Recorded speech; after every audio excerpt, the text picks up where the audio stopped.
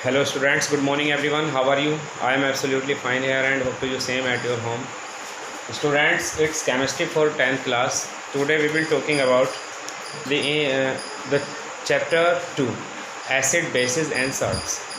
Acids की definition, acids का classification हम पढ़ चुके हैं ना। टुडे आज जो हम बात यहाँ पर करने वाले हैं, तो आज हम यहाँ पर बात करने वाले हैं स्टूडेंट्स बेसिस की।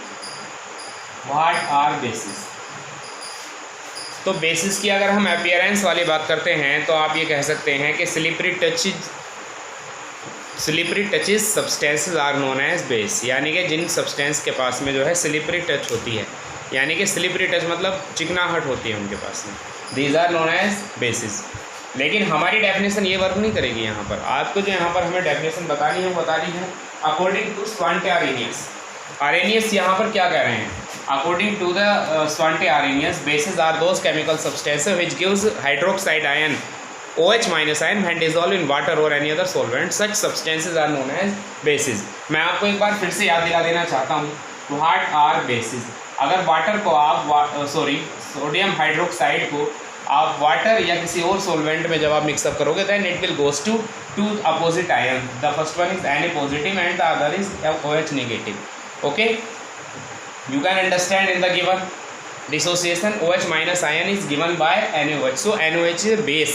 NaOH की तरफ से एक OH minus ion दिया गया है, so NaOH एक base है। इसी तरह से आप दूसरा कर सकते हैं, KOH को ले लीजिए आप, this will be goes to K positive and OH negative. This one once again it gives OH minus ion hydroxide ion है when dissolved in water or any other solvent. So this one is also a base. Understand? इसी तरह से बात हम कर सकते हैं CaOH का होल ट्वाइस, जब आप उसको भी वाटर में डिसोल्व करोगे it will goes to Ca positive and two OH negative. Again once again it gives hydroxide ion when dissolve in water, so it is also a base. तो these all are the examples of bases, याद रखने की ज़रूरत है। और भी मैं आपको बता देना चाहता हूँ यहाँ पर और कौन कौन से बेस आपके पास हैं।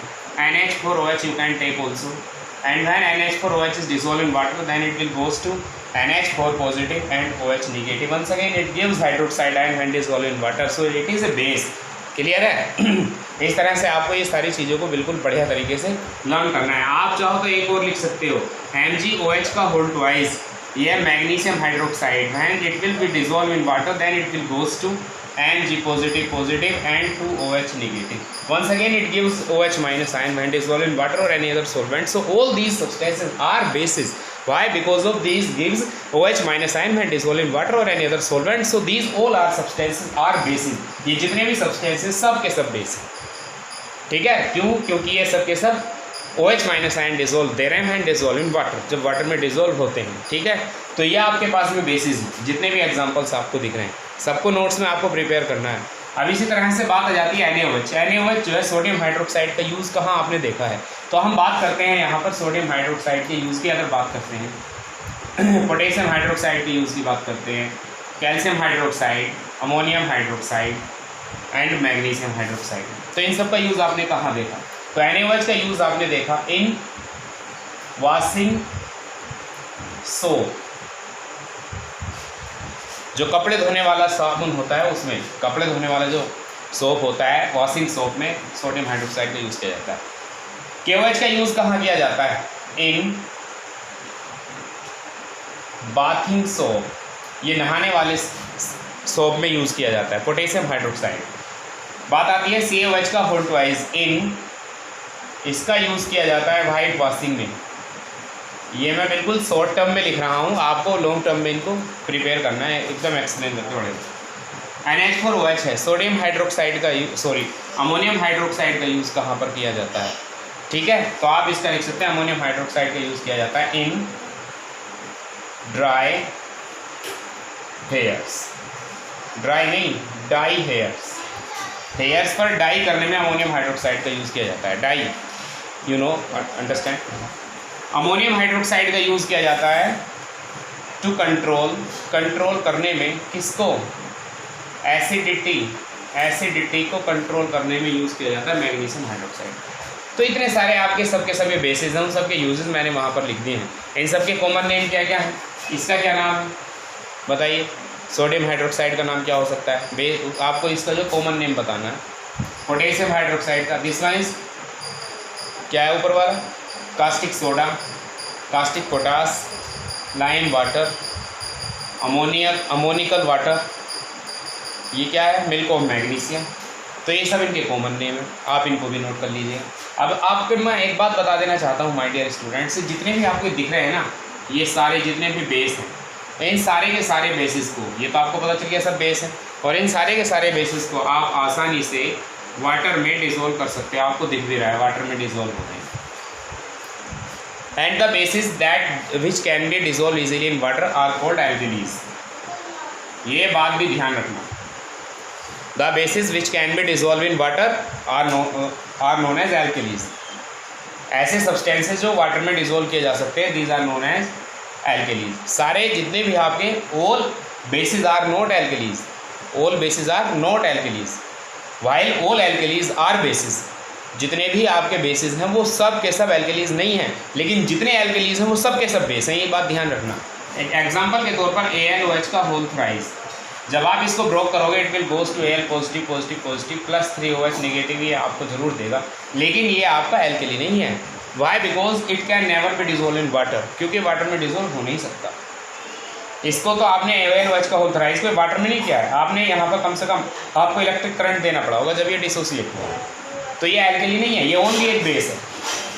तो बेस आपके समझ में आए होंगे उम्मीद करता हूँ। अब मैं आपको नेक्स्ट टॉपिक पर लेकर के चलता हूँ। एक नया टॉपिक हमारे पास में, उस टॉपिक के बिहार पर हम बात करते हैं। क्या नाम है उस टॉपिक का, आप देखो। उम्मीद करता हूँ ये बेसिस का पोर्शन आपको समझ आया होगा। आपको कुछ क्वेश्चंस में होमवर्क के तौर पर बिल्कुल अभी दूंगा, चैप्टर फर्स्ट से रिलेटेड होंगे, और सारे के सारे क्वेश्चन मैं आपको MCQ टाइप दूंगा, ठीक है, क्योंकि आपका जो PA फर्स्ट होना है वो MCQ बेस्ड होना है। 20 क्वेश्चंस विल बी देयर, उसके अंदर 20 क्वेश्चंस आपके होंगे। तो चलिए मैं आपको लेकर के चलता हूँ अब जो मैं अपना नेक्स्ट टॉपिक आपको पढ़ाने वाला हूँ, and that topic is indicators. क्या होते हैं indicators? Acid base indicators are those chemical substances which gives one color in acidic medium and other color in basic medium. Indicators वो acid base substances होते हैं जो acidic medium में एक colour देते हैं और basic medium में दूसरा कलर देते हैं। These are known as indicators. समझ में आया? नहीं आया दोबारा बता रहा हूँ। आपके पास में जो है ये हैं आपके पास दो सॉल्यूशन, ये लीजिए। एक सॉल्यूशन है आपका एसिडिक इन नेचर और दूसरा सॉल्यूशन है आपका बेसिक इन नेचर। तो आपने एक सब्सटेंस को यहाँ पर मिलाया और उसी सब्सटेंस को आपने यहाँ पर मिलाया, तो यहाँ मिलाने के बाद एसिडिक सॉल्यूशन में सपोज दैट कि आपको रेड कलर मिला और यहाँ मिलाने के बाद आपको सपोज दैट ग्रीन कलर मिला। तो यही तो डिफरेंस मैं आपको बताने की कोशिश कर रहा हूँ कि indicators are those chemical substances. ये लीजिए, acid base indicators are those chemical substances which gives one color in acidic medium and other color in basic medium. Okay, it means their colors will be changes with the change of their pH. उनके जो colour change होते हैं वो pH के according change होते चले जाते हैं, ठीक है। These are known as indicators. अब indicators की अगर हम बात करते हैं तो there are 4 types of indicators. Indicators 4 type के होते हैं, हमें बात करनी है क्या क्या हैं वो 4 टाइप्स। पहला नंबर नेचुरल इंडिकेटर्स, एक तो ये आ रहा है। Number 2 olfactory indicators. नंबर 3 पर लेकर के ये सब इंडिकेटर समझ में आया आपके? पहले इंडिकेटर को समझ लीजिए। इंडिकेटर्स वो केमिकल सब्सटेंस होते हैं जो एसिडिक मीडियम में एक कलर देते हैं और बेसिक मीडियम में दूसरा कलर देते हैं। समझ में आया? अब बात करते हैं, ये आपके नेचुरल इंडिकेटर्स हो गए, ओल्फैक्टरी इंडिकेटर्स हो गए। अब मैं यहाँ पर बात करने वाला हूँ सिंथेटिक इंडिकेटर्स, और 4th नंबर पर मैं बात करने वाला हूँ यहाँ पर यूनिवर्सल इंडिकेटर्स। ये आपके पास में 4 इंडिकेटर्स आ गए, natural indicators, olfactory indicators, synthetic indicators and universal indicators. So what are universal indicators? Universal indicators क्या होते हैं आपको इनके बारे में यहाँ पर सबसे पहले समझना है। सो मैं आपको बता देना चाहता हूँ, अब इन सबको मैं रफ कर रहा हूँ, अब हमारे पास भी इन सबका कोई काम नहीं है। अब हम पहले नंबर पर बात करें नेचुरल इंडिकेटर्स की। आज जो हमारे यहाँ पर टारगेट है इस पीरियड में हमें आज आपको पढ़ाना है वो सिर्फ और सिर्फ इतना ही वर्क है, ठीक है। इसके बाद में आपको होमवर्क दिया जाएगा। तो natural indicators are those indicators which are obtaining from nature. Natural indicators वो इंडिकेटर्स होते हैं जो कि नेचर से ऑब्टेन किए जाते हैं, Try to understand what am I want to say. Listen up once again. Natural indicators are those indicators. Natural indicators are those indicators which are obtaining from the nature. Are called natural indicators. ऐसे indicators जो nature से हमें प्राप्त होते हैं. Example के तौर पर हम यहाँ पर पहले नंबर पर बात करते हैं. That is फर्स्ट पोजीशन पर है आपके लिए, चाहे वो लिटमस पेपर हो या सॉल्यूशन, बट फर्स्ट पोजीशन पर है आपका नेचुरल इंडिकेटर. नेचुरल इंडिकेटर में आता है आपका लिटमस पेपर या लिटमस सॉल्यूशन, पहला नंबर. अब लिटमस पेपर या लिटमस सॉल्यूशन जो ऑब्टेन किया जाता है माय डियर स्टूडेंट्स, लाइकेन से ऑब्टेन किया जाता है. लाइकेन यू नो, ठीक है. तो लाइकेन से इसको ऑब्टेन किया जाता है जो कि कलरलेस सॉल्यूशन आपको देता है. अब बात ये देखने वाली होती है कि लिटमस पेपर या लिटमस सॉल्यूशन जो है वो एसिडिक सॉल्यूशन पर क्या इफेक्ट पड़ता है. Acidic solution plus litmus paper अगर आप यहाँ पर ऐड करोगे then what you will obtain. इसी तरह से basic solution plus litmus solution जब आप लिटमस पेपर आप जब लोगे तो what type of effect will be there. The litmus, अब लिटमस पेपर किस तरह का आपके पास में रेड है, और यहाँ पर किस तरह का लिटमस पेपर है आपके पास में, यहाँ पर भी आप रेड ले लीजिए. ऐसे समझ लीजिए भाई, जब एसिडिक सॉल्यूशन है और रेड लिटमस पेपर है, और जब basic solution red litmus paper है, what type of effect will be there. तो my dear students, I would like to tell you one thing that the red litmus paper, जो red litmus paper है, that will be convert into blue and here is no effect. When red litmus paper will come in the contact of acidic medium, then there is no effect. On the other hand, when the red litmus paper comes in contact of a basic medium, then we get a blue solution. Understand?